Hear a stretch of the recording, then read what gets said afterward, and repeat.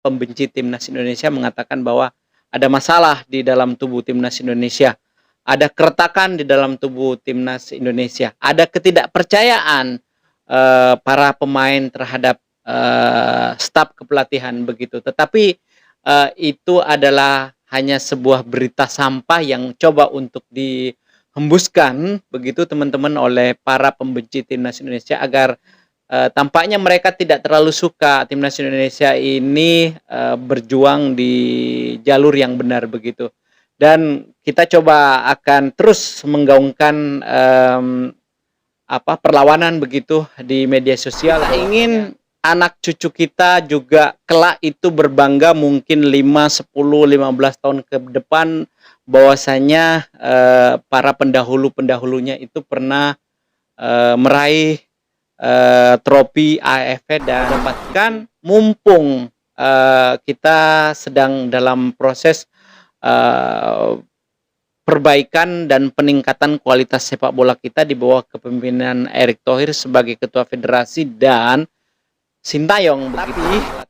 Saya ingin katakan sekali lagi bahwa Sintayong itu dikontrak untuk menjadi pelatih timnas Indonesia itu salah satunya adalah bermain atau menjadikan timnas Indonesia di berbagai level ini menjadi berprestasi begitu, bukan hanya di tim senior saja atau hanya di kompetisi Asia saja begitu. Jadi semuanya. Jadi nggak ada alasan buat kita semuanya untuk mengatakan bahwa Piala AFF ini adalah piala yang receh gitu, tidak perlu kita berambisi untuk meraih sebuah trofi di sana. Tapi saya katakan baik maupun secara untuk PB Bhinneka, hati-hati di jalan Pak, teruskan perjuangan. Kalau saya sendiri secara pribadi waktu. Assalamualaikum warahmatullahi wabarakatuh. Apa kabar teman-teman? Semoga hari ini kita semua sehat.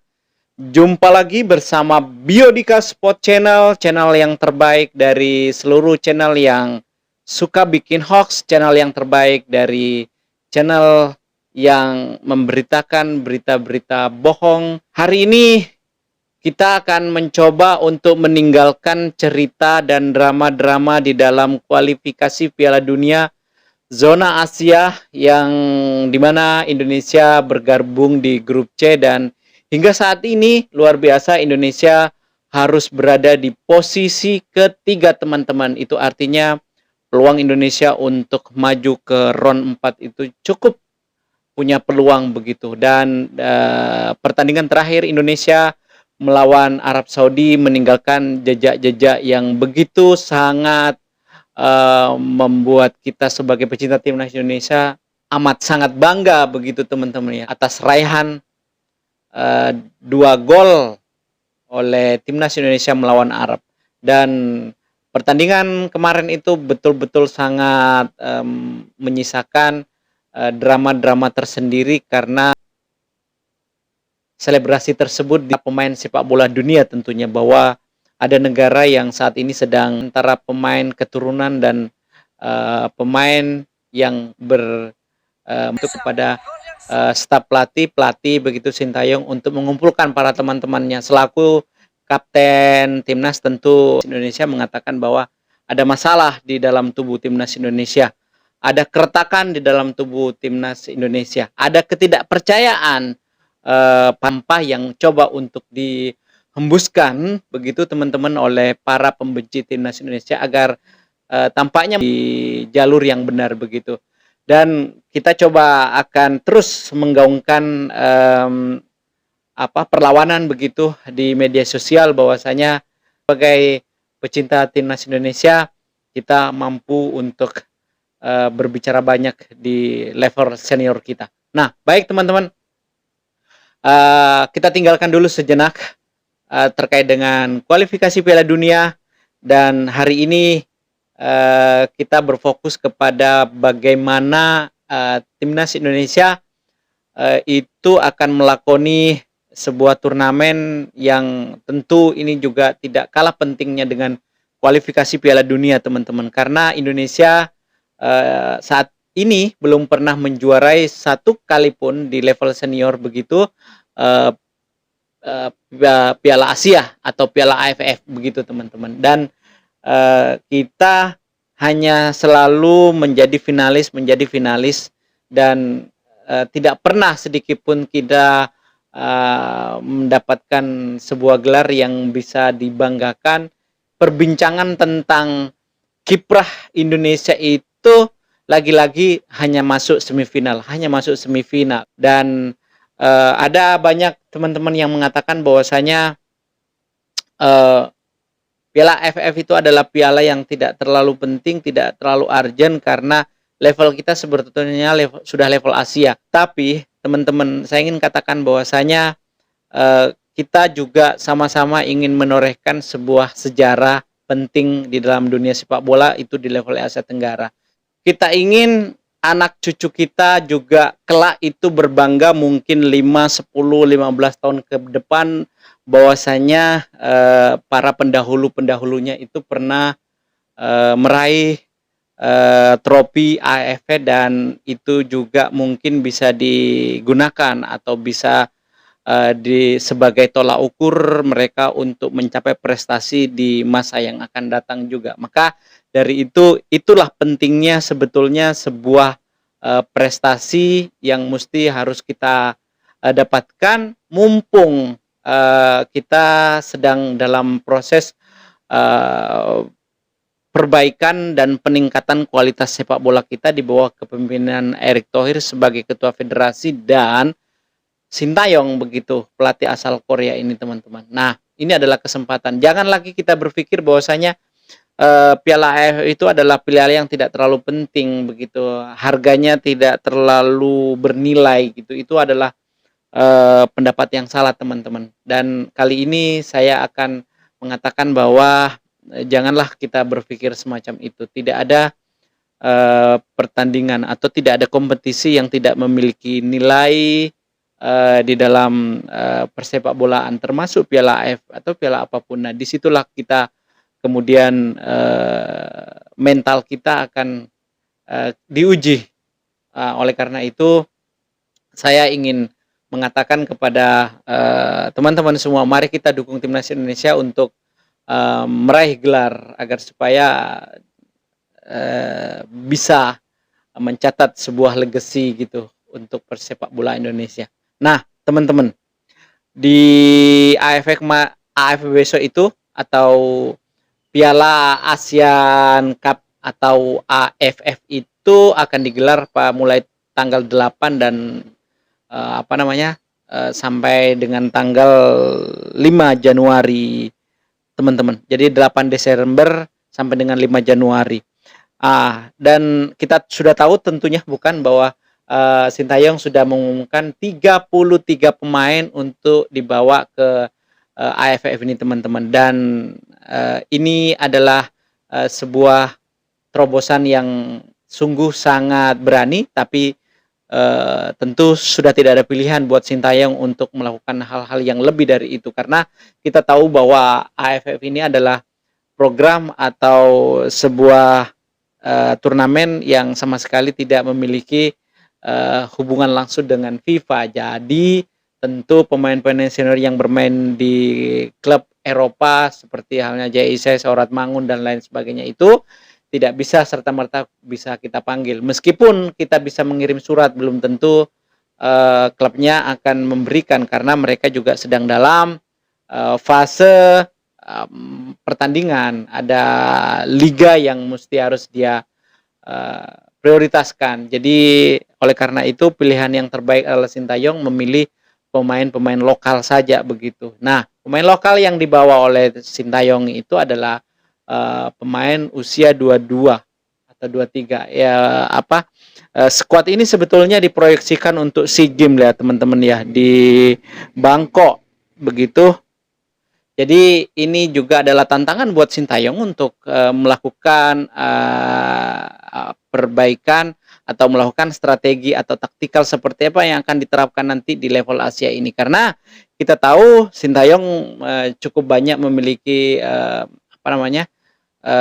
taktik yang kadang-kadang juga kita tidak bisa memprediksi taktik apa yang akan diterapkan oleh Sintayong. Nah, mudah-mudahan dengan pemain yang usia muda ini, Sintayong mampu memberikan instruksi dan pemain-pemain muda ini mampu menerima materi yang akan diberikan oleh Sintayong dalam rangka Piala AFF ini, teman-teman ya.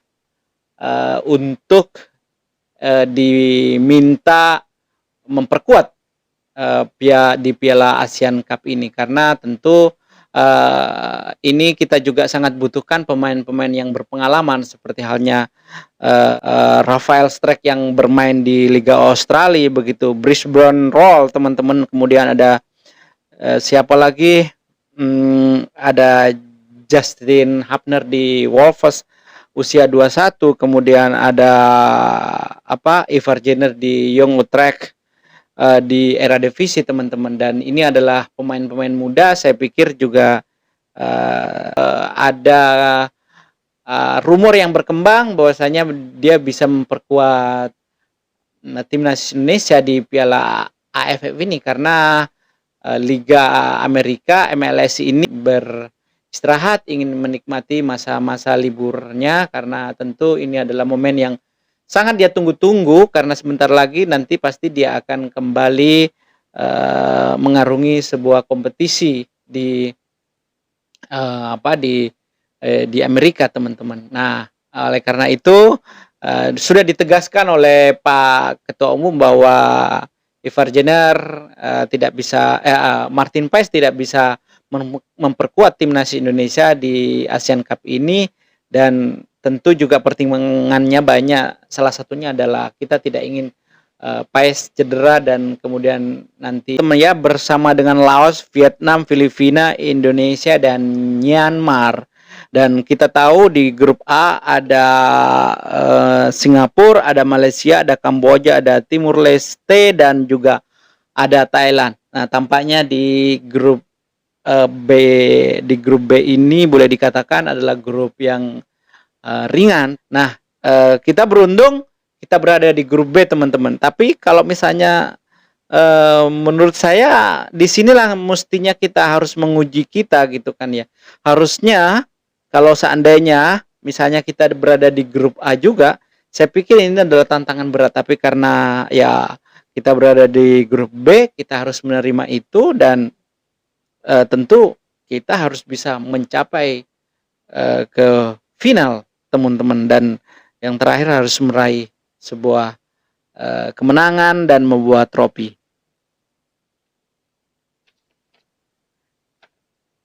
Nah, adapun tanggal bermainnya, teman-teman harus mencatat ya, pada tanggal 29 itu kita bermain pertama kali adalah pembuka melawan Myanmar, lalu kemudian kita kembali ke Indonesia di tanggal 12-nya melawan Laos, lalu tanggal 15 ini adalah sebuah pertandingan besar, pertandingan melawan musuh bebuyutan kita, Vietnam, dan ini juga tentu Vietnam akan penasaran karena ini adalah kesempatan yang baik untuk Vietnam membalaskan dendamnya kemarin, karena di Piala Asia kemarin dia tidak pernah menang melawan Indonesia, dan ini adalah kesempatan besar untuk Vietnam tentu untuk membalaskan dendamnya, begitu. Dendam dalam tanda kutip di dalam dunia sepak bola, seperti ini yang saya maksudkan.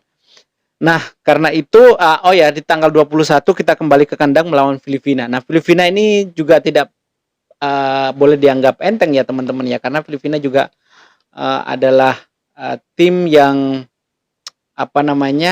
yang juga sedang berusaha untuk mencari pemain keturunan Filipina yang bermain di luar negeri juga, seperti halnya Indonesia. Dan di pertandingan terakhir kita, kalau tidak salah, kalau nggak salah 3-1 ya. Mohon maaf, saya agak lupa itu. Dan di situ kita tahu bahwa Filipina memiliki pemain keturunan yang skill individunya juga cukup bagus, hanya saja karena mereka baru pertama kali bertemu, begitu, sehingga tentu meracik sebuah tim yang memiliki skill individu dan tidak pernah bertemu di dalam sebuah pertandingan adalah sebuah pekerjaan yang sulit, teman-teman. Tetapi kita tahu bahwa negara-negara yang berkompetisi yang ikut turnamen di Piala Asian Cup ini adalah pemain-pemain senior mereka. Berbeda dengan kita hanya membawa pemain usia 23 ditambah dengan 6 pemain yang bermain di tim senior kalau nanti itu diizinkan oleh klubnya masing-masing, teman-teman. Nah, tentu ini adalah pekerjaan yang berat juga untuk Coach Sintayong karena hanya mengandalkan pemain-pemain yang minim pengalaman di pertandingan semacam ini, teman-teman. Nah, yang terakhir, teman-teman, mungkin teman-teman juga sudah tahu semua di luar siapa-siapa saja yang dipanggil oleh Sintayong. Saya akan sebutkan satu persatu, begitu mungkin tidak lengkap semuanya. Jadi ada 33 termasuk yang diaspora 3, kemudian pemain senior kita yang 3 bermain di luar Indonesia. Lalu yang pertama ya adalah Robby Darwish dari Persib, teman-teman, adalah Ferdiansah dari Persib juga, ada kemudian Kakang Rudianto Persib, ada Sanadin Faris Persis Solo, ada Kadek Arel dari Bali United, Rahmat Arjuna Bali United, Made Tito juga Bali United, teman-teman. Ada Ronaldo Kuate FC Muontong. Nah, ini menarik, teman-teman. Ronaldo Kuate ini adalah pemain yang tipikalnya itu mungkin agak mirip dengan Marcelino ya, teman-teman ya. Karena memang Marcelino dengan Ronaldo Kuate ini adalah leading ya, teman juga berteman baik tentunya ya. Dia berangkat bersama-sama begitu. Namun sepertinya Sintayong lebih menyukai Marcelino begitu, dan akhirnya kita tidak tahu kemudian Ronaldo Kuate akhirnya berkarir di luar negeri, dilirik oleh tim yang ada di luar negeri hingga sekarang, dan di situ Ronaldo Kuate justru banyak menciptakan sebuah pujian-pujian di klubnya Muontong FC ini, teman-teman ya, dan akhirnya Sintayong memanggilnya untuk memperkuat timnas Indonesia begitu. Ada Hoki Caraka seperti biasa, lalu kemudian ada Arkan Fikri, ada Ferrari, ada Cahya Supriyadi dari Bekasi, Erlangga Setio, Niko Afrianto, Iqbal, Donitri Pamungkas dari Persija. Ini lumayan juga ya. Ini adalah wingback kita yang juga memiliki mobilitas yang sangat tinggi begitu kan. Luar biasa pemain ini, teman-teman, kalau misalnya dia bermain di top perform. Ada Raihan Hanan Persija, ada Rizky Pratama PSM, ada Ananda Raihan PSM juga, Armando OB PS Biak, dan lain-lain, teman-teman ya. Saya tidak akan sebutkan semua, barangkali masih ada yang tertinggal. Nah, semuanya 33 pemain dan masing-masing sudah saya sebutkan tadi. Nah, semoga Piala AFF ini Indonesia bisa meraih sebuah trofi, dan ini juga pasti akan bisa menyenangkan seluruh rakyat Indonesia, meskipun ada sebagian yang mengatakan bahwasanya turnamen ini adalah turnamen yang levelnya level yang rendah begitu, teman-teman. Tapi saya ingin katakan sekali lagi bahwa Sintayong itu dikontrak untuk menjadi pelatih timnas Indonesia, itu salah satunya adalah bermain atau menjadikan timnas Indonesia di berbagai level ini menjadi berprestasi begitu, bukan hanya di tim senior saja atau hanya di kompetisi Asia saja begitu. Jadi semuanya. Jadi nggak ada alasan buat kita semuanya untuk mengatakan bahwa Piala AFF ini adalah piala yang receh gitu. Tidak perlu kita berambisi untuk meraih sebuah trofi di sana. Tapi saya katakan ini penting, kita harus bisa meraih juara di situ. Dan terima kasih. Semoga video ini bermanfaat. Assalamualaikum warahmatullahi wabarakatuh. Semangat.